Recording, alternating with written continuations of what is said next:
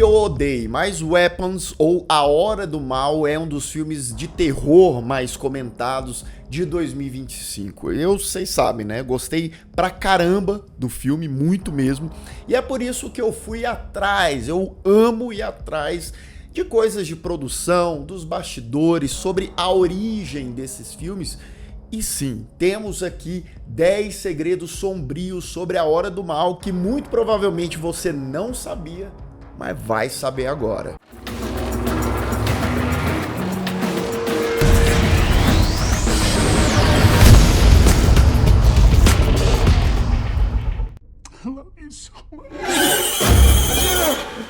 Sejam todos muito bem-vindos a mais um Refúgio Oculto, meus amigos, hoje pra gente falar sobre 10 segredos sombrios de A Hora do Mal. Informações que estão ali mais nebulosas, que muita gente não sabia, mas que eu sempre trago nesse mais recente, nesse novo quadro aqui no Refúgio Oculto. Você não assistiu às outras edições, o último foi sobre a centopeia humana. Deixa aqui nos comentários, inclusive, sobre qual outro filme você quer esses segredos aí de produção, de criação, etc. E se você ainda não é membro aqui do Refúgio Oculto, você já considerou se tornar um para ter acesso aos conteúdos exclusivos para os membros? Vá aqui na descrição, link. Dá uma olhadinha lá. O nosso primeiro segredo sombrio sobre A Hora do Mal diz respeito a Zach Cregger, o diretor, o idealizador de Weapons de A Hora do Mal. Muita gente, inclusive, não gostou do filme porque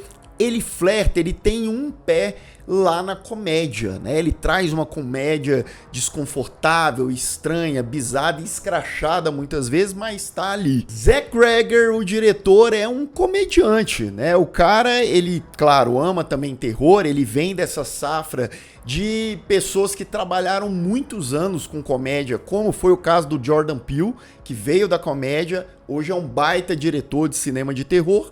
E o Zach Cregger também tá nessa mesma linha. O Zach Cregger trabalhou muito ali no início dos anos 2000 com um grupo de comédia que ele tinha chamado The Whitest Kids You Know, que durou ali de 2007 a 2011, sendo 5 temporadas, mas ele também estrelou sitcoms como Friends with Benefits, Amigos com Benefícios. Então sim, a veia cômica do Zach Cregger não é à toa e muito provavelmente a gente vai ver essa característica em muitos dos seus filmes de terror aí nos próximos projetos. Eu quero só ver com Resident Evil, que vai ser o próximo filme dele, como é que ele vai fazer isso. Segredo número 2 é que Zach Cregger começou a escrever A Hora do Mal em um momento de tragédia pessoal bem pesada da vida dele. O Zach deu uma entrevista pro TMZ falando que a história pessoal dele não foi uma influência direta para a história do filme, mas foi um momento sombrio que ele estava passando e ele começou a escrever para desopilar, para dar aquela descarregada na tristeza, na aflição, que muitas vezes é disso que a arte é construída, seja em filmes, livros, séries, poemas, músicas. Em 2021, Trevor Moore, um amigo do Zach Cregger, inclusive daquele grupo de comédia que ele fazia parte, do The Whitest Kids You Know, morreu precocemente aos 41 anos de idade e ele era praticamente irmão do Zach Cregger, aquele cara que eles já se conheciam há várias décadas, e isso causou uma grande, inevitável tristeza no diretor, que traduziu aquela angústia em papel e virou A Hora do Mal de uma forma ou de outra lá na cabeça do Zach Cregger. Segredo sombrio número 3, apesar da história anterior não ter influenciado diretamente na história de A Hora do Mal, a vida pessoal em outro âmbito do Zach Cregger foi grande influência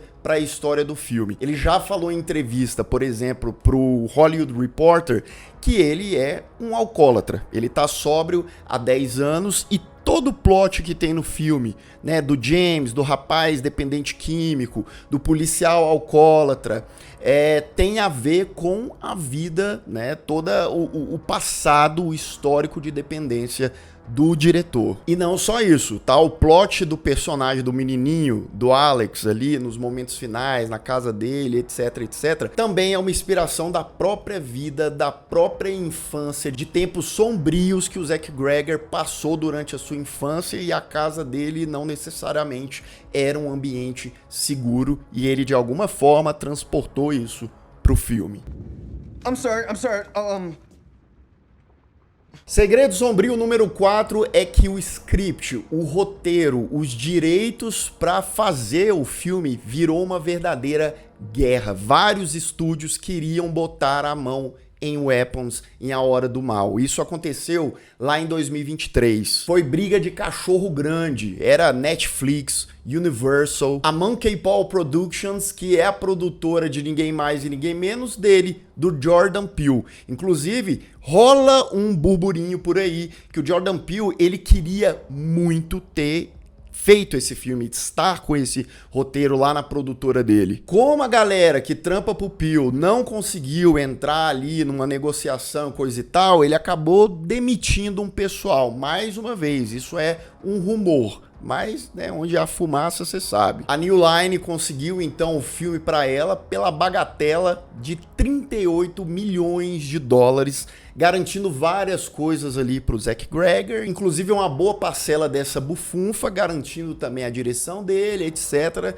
e gerando o filme como a gente conhece. O quinto segredo é sobre o ator Alden Ehrenreich, que faz o Paul, o policial, o bigodinho lá do A Hora do Mal. Pois é, ele falou que simplesmente odeia, não suporta, não é com ele essa história de filme de terror. Ele falou que por conta disso, de não ser um admirador do gênero, ele ficou com um pé, quase os dois atrás, para aceitar esse papel, mas ele quis sair da zona de conforto e também ter o acesso ao roteiro, ao personagem. Ele achou que a complexidade daquele personagem, que não era um mero policial em um filme de terror, não, ele teria ali uma profundidade, ele teria ali também os seus problemas, e ele ficou tão encantado no fim das contas pelo personagem que ele fez questão de deixar o bigodão crescer. E além disso, em preparação para o personagem do Paul, ele passou um tempo, alguns dias, com um policial de verdade, que passou a rotina para ele, comportamentos, coisas da vida pessoal, até problemas ali pro cara, né, as dificuldades que ele tinha no ofício como policial, e isso ajudou o Alden a construir aquele personagem. Segredo número 6 é que ninguém mais e ninguém menos do que David Fincher foi o mentor do Zach Gregor, mentor do diretor em A Hora do Mal. É isso mesmo, o diretor de clássicos como Clube da Luta, Zodíaco, Seven, também teve um dedinho lá, né? Também foi o conselheiro do Zach Gregor. Inclusive o David Fincher, ele é agradecido nos créditos finais do filme.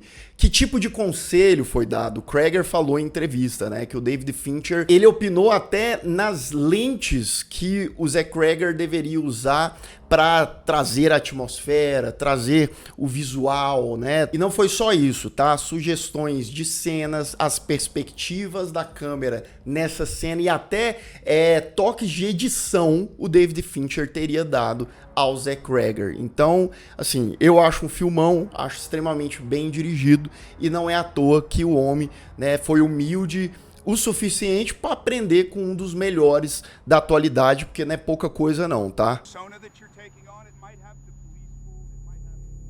Segredo número 7 é que o Pedro Pascal era para estrelar esse filme aqui. O personagem que foi do Josh Brolin, né, era para ser do Pascal. O Pascal não pôde estar no filme por causa de conflito de agenda. Infelizmente tiveram que chamar o Josh Brolin, que tá muito bem no filme.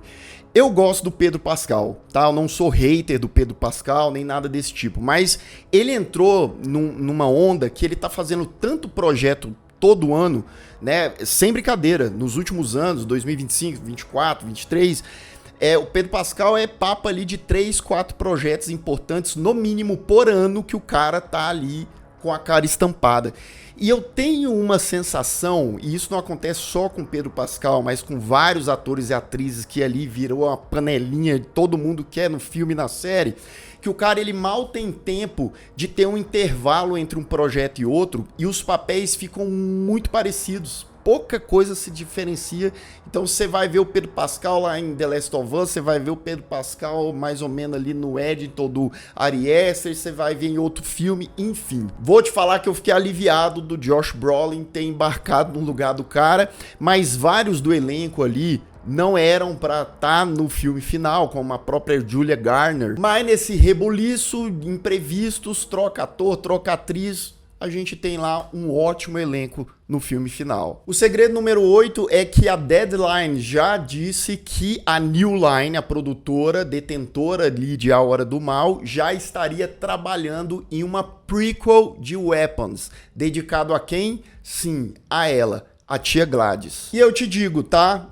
Claro, isso é um rumor, eu acredito que eles estejam no processo inicial ali de começar essa produção, até porque A Hora do Mal, né, tem pouquíssimo tempo, mas eu acho que isso vai acontecer, bota aí pelos próximos 3 anos, muito provavelmente, porque é uma personagem que, mais uma vez, ame ou odeie, foi de destaque, preenche a tela ali. A atuação da Amy Madigan, que faz a tia Gladys, é absurda, é assustadora. E eu vou te falar, esse negócio de prequel, eu acho muitas vezes um negócio que, beleza, é caça-níquel, a galera quer ganhar dinheiro, repercussão, etc. Isso aí é óbvio, né? Mas tem muitas delas que a gente fala, tá, é isso e só isso, e não tem um conteúdo a mais. Mas nesse caso, eu tenho essa curiosidade.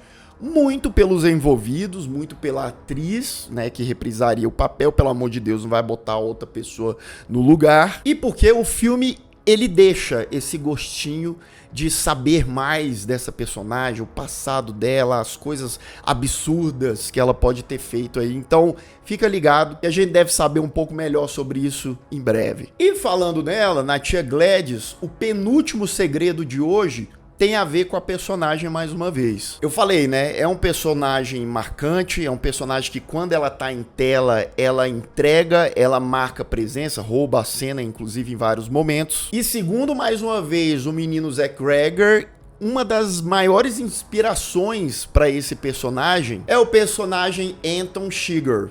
Eu falando assim, Lucas, Anton Açúcar? Não. Anton de Onde os Fracos Não Têm Vez, um clássico absoluto dos irmãos Coen. O Zach Gregor falou que conversou muito com a Amy Madigan, a intérprete da tia Gladys, né, sobre esse personagem, sobre a aura desse personagem, a presença, né, do Anton lá do Onde os Fracos Não Têm Vez em tela, e deixou livre para ela agregar isso ao personagem dela, né? A presença eu até entendo, né? Mas ao mesmo tempo que tem o personagem do Anton como uma inspiração, os dois são extremos também, né? Um é muito mais sucinto, um é mais caladão, e a outra é muito mais espalhafatosa, sorridente, uma espécie de coringa de saias, mas realmente em termos de ameaça, imponência, existe alguma correlação ali. E o 10º segredo sombrio, mas não menos importante, é que o Zach Gregor, aí a gente vai voltar lá para os primeiros segredos. Ele falou para Entertainment Weekly que como o filme estava ali no momento que ele estava muito sombrio, triste da vida dele, o filme também ia ser muito mais pesado, muito mais sombrio. O filme já tem coisas, elementos, momentos ali pesados, violentos, etc. Mas tematicamente ele ia ser mais pesado, porque não ia ser só as crianças desapareceram, sumiram e coisa e tal, não. Ia ter muita coisa a ver com a auto... Vocês sabem o que eu tô falando, tem coisa que não pode falar, mas, né, foi os meninos e... eles mesmos com eles mesmos, no caso. E de fato, né, se isso tivesse no filme final, eu acho que o negócio, né, aí eu fico pensando, né, um filme que flerta ali com a comédia, que tem momentos mais ácidos aí, mas com essa temática, com esse pano de fundo. Ele falou que enquanto ele estava escrevendo essa versão original mais sombria, ele mesmo falou, não, eu não quero fazer esse filme. Não é para esse fundo do poço que eu quero ir. E aí ele reformulou, deu uma apaziguada e saiu o que saiu. Bem, meus amigos, é isso. 10 segredos sombrios sobre o recente filme Weapons, A Hora do Mal. E aí, você já sabia de algumas dessas informações?